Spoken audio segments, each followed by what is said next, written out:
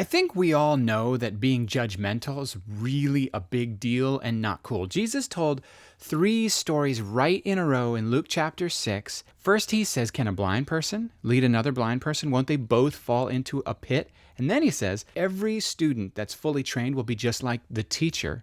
And then he says, hey, why are you worried about the speck that's in your brother's eye when you got like a board poking out of your face? So what's the point with all 3 of these illustrations? It's this. How are you supposed to help others get their lives in order when your life is a mess? How are you supposed to deal with the complicated problems in the bigger and broader world when you can't even seem to handle the simpler problems in your own life? What's his point? The person you most need to be working on? It's you. If we don't work on ourselves first, there's going to be 3 outcomes. First, the people we try to help, they'll fall into a pit. Which pit?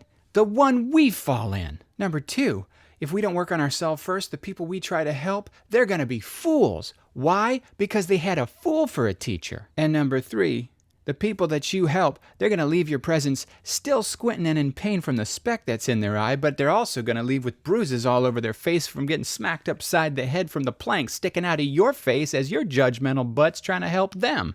It's a double whammy. But if you do what Jesus is saying here, if you work on your problems first, then the first thing you're going to realize is that your problems are actually quite a bit more significant and big than you thought. In fact, you're going to come to the conclusion, like Paul did, that your problems are worse than other people's problems. He said, man, I think I'm the worst sinner that's ever lived. And what did that do for him? It caused him to say, oh my word, God loves me. God is still being patient with me. God's willing to stoop and teach me. He's willing to bear with me. He has grace for me. Good night. If I can get it, then absolutely it's for sure that somebody else can get it. If someone like me can get it, then absolutely anyone can get it. It made him humble, which makes you merciful. And then what happens when you share from that place of being someone who needs help and is learning how to find help in Jesus? Well, you're going to share to be helpful, and you're going to share from common ground as a fellow struggler who's finding grace that you need.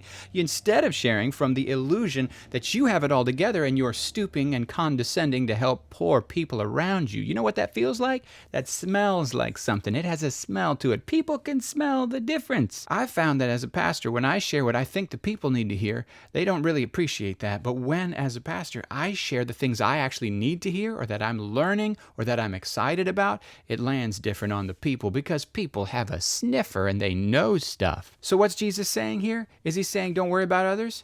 No. He's saying work on you first and work on you primarily, and then you might actually have the perspective and the attitude you need to be helpful to others.